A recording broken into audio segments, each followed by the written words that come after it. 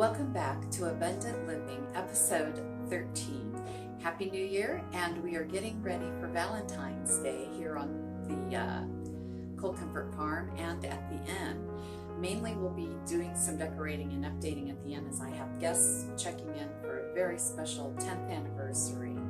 So I hope you enjoyed this video and that you are having a very happy New Year.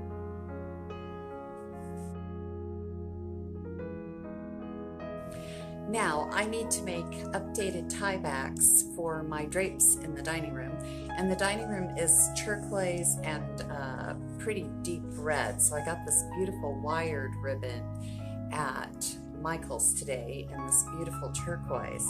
And to start this, it's going to be kind of like my Christmas ribbon. I'm going to make a loop and leave a long tail to hang down from my drapes, and the center loop I'm going to twist a couple of times and really anchor here in my thumb. Then from the long end on the roll, I'm going to make a little bit larger loop and twist it behind, and I'm going to continue making that size loop and twist all the way around my ribbon, and I'm going to try for 7 here. I like an odd number, and each one going on a different side all the way around, and try and turn your shiny part of your ribbon out at the beginning.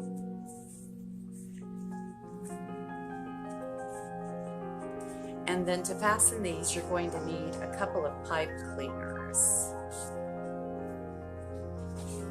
And shine side out.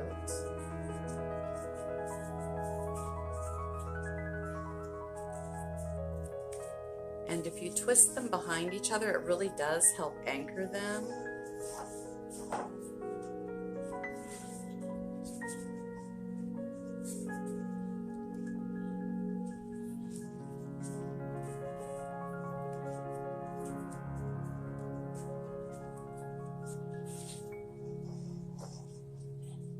And I got 2 rolls of this ribbon, which turned out to be overkill, but I'm pretty sure that I can use this pretty turquoise somewhere else in my life, so I'm not disappointed.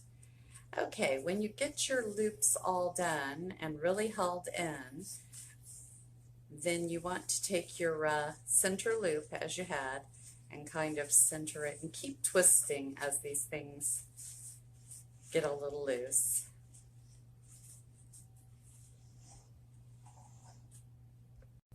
Now next, you're going to take a pipe cleaner. I've got these sparkly silver and gold ones, and just stick it right in that center loop and grab it through the center, and you're going to go around your bow and give it a twist.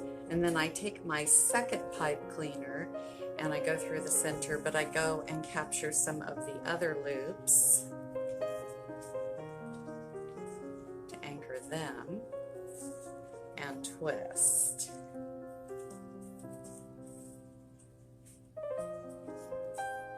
So I've used a gold one here and a silver one.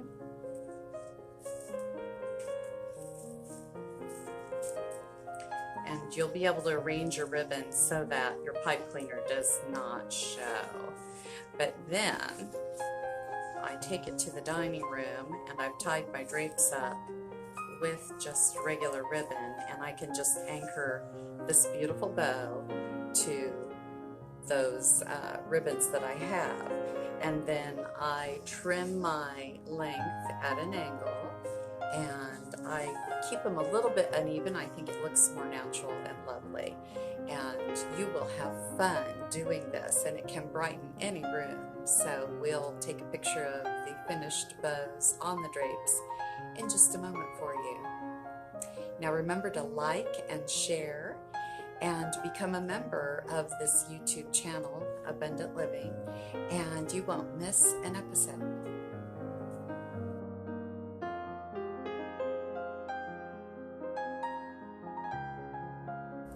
Here at the end, we had this beautiful little tall mailbox that I set up in a nook from the sitting area, and it says Merry Christmas, and it's got a little pine cone and Christmas ribbon here and some holly, and I just want to make it for Valentine's now and change the season on it. So I thought, how easy would it be to just put some Valentines on it across here instead of the Merry Christmas. So I've got my handy little glue gun here, and I've layered my Valentines, and I'm just going to put those to cover the Merry Christmas, and they won't be hard to remove later when I want to go back to Christmas. There we go. And then I'm going to stick some Valentines actually inside the box. And down here where I've got the pine cone, so I just glued a little bit of leftover turquoise ribbon here over the berries and the pine cone and the Christmas ribbon, and I'm ready for Valentine's now with my mailbox.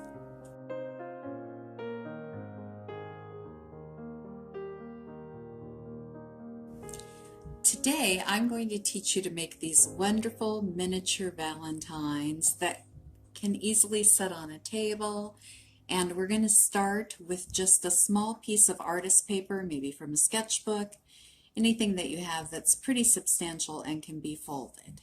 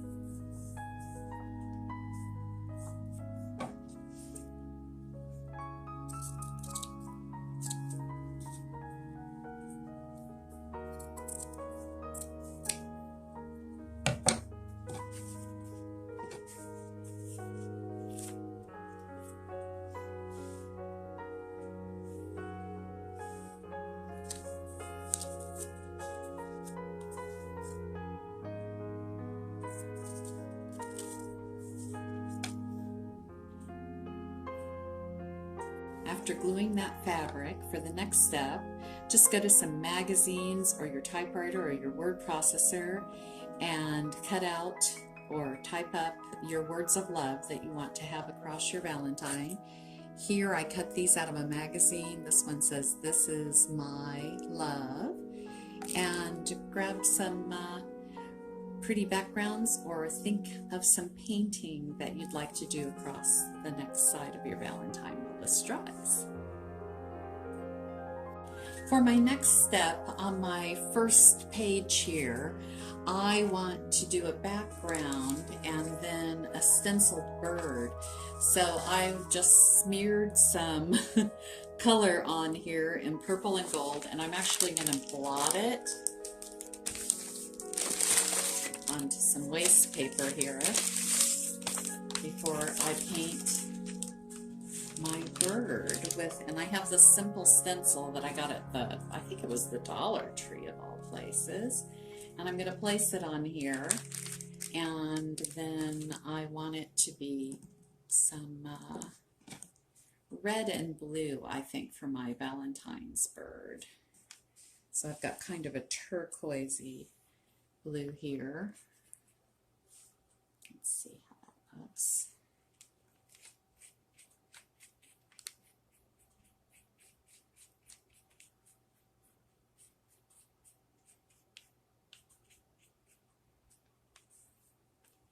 And I hope you found your words and cut them out, and we'll frame them, and we'll maybe sew a dryer sheet. If you've got a used dryer sheet, that works really well with sewing. It looks kind of like an expensive gossamer, even though it's not. And I thought it would be kind of fun to put my first words in the beak of this bird. So that's where I came up with the idea of the bird. I'm just going to give it a little bit of a red head here. And maybe some red feathers at the end.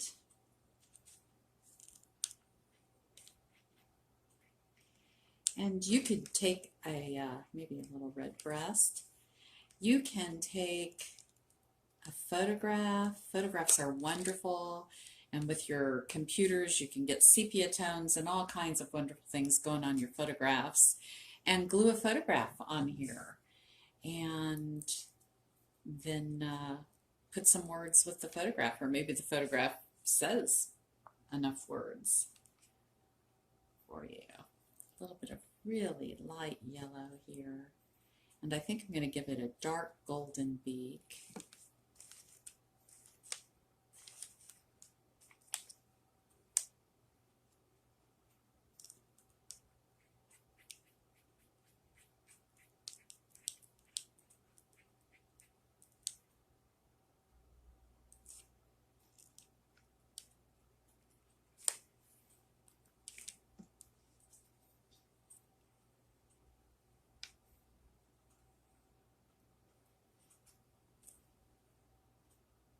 Just have fun, but create maybe one painted messy background for yourself so that you can experiment with this.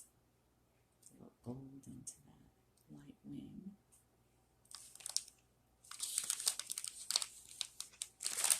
And there it is. And I think I might darken up an eye here for it and actually outline it. So have some fun with this very first step of painting. I've placed a couple of little clothespins here at the corners of my work because I needed to glue them down, and I'm just going to let those dry. And I told you I had a picture of some fresh cut green beans from a magazine that I'm going to use as a background for the last portion of my triptych here, and so I want to just cut around so that I'm working with pretty close to the size of my finished page here in the triptych.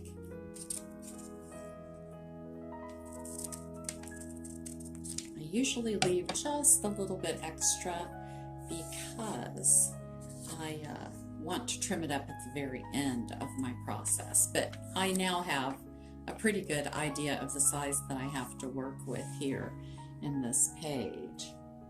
And so I've cut out a heart out of music. I've got some of my background fabric that looks good with that heart, gives it a little glisten. I cut out this beautiful little primitive painting, again from a magazine, and I'm just going to kind of build a collage here. And at the end, I've got my dryer sheet that I'm going to put over my heart and sew on. So grab yourself a needle and thread. If you don't have a dryer sheet, you can use one of those gossamer gift bags that are so popular and just cut a layer of that, or if you've got something sheer around, an old set of shears from drapes, that'll work too. So I forgot to tell you, it's okay to color outside the lines. And so I'm going to have this beautiful primitive painting actually sticking up and off the triptych, which is just fine to do. And then I'm going to glue my little heart onto my fabric next.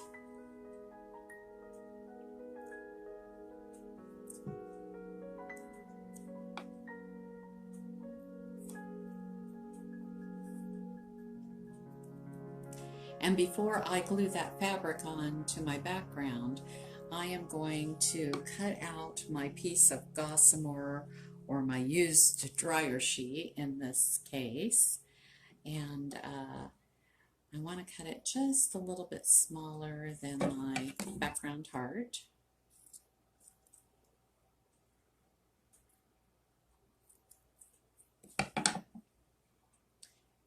And I'm going to sew that together. I have this wonderful copper thread, and I'm just going to sew that across the top.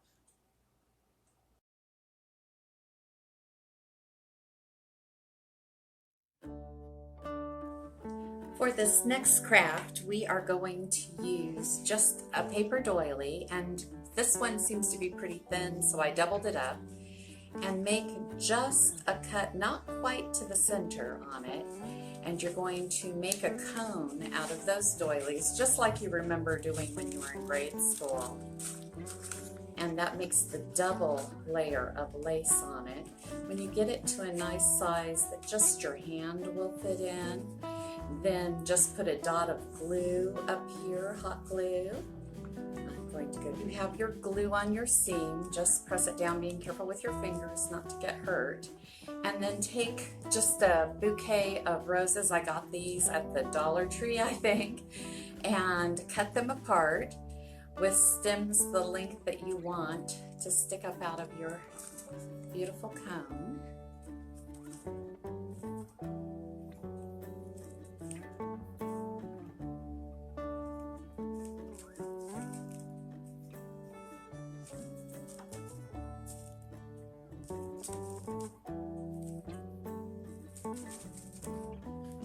Just fill it in.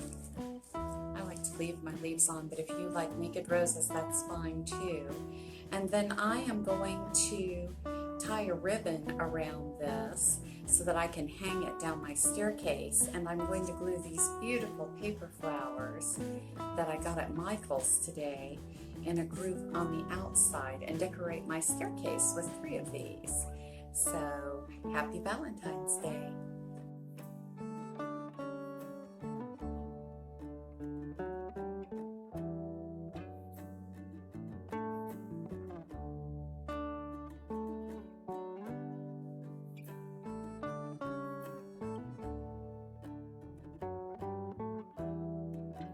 Good morning from Cold Comfort Farm. I just wanted to show you why cashmere is so expensive and also why it is just so dear to those of us that produce it. This is what it's like when we hand cut it off the animal. This is just a little bit. And as you can see, there's very little VM or vegetation matter to pick out. So they're pretty clean animals as it goes, cleaner than say my Angora goats or my alpacas. But what we have to take out now is every bit of guard hair, and that is everything that is black on this animal, so that we just get down to the light, nice silvery light colored cashmere. So if you can see guard hair over here, every one of those has to be picked out by hand, and that is what makes it so expensive. So here is as close as I can get to the fibers, and I have twisted and bent them, and you can see this dark little fiber that is straight sticking out here against the white background, and that is what I have to pick out, and that is a guard hair.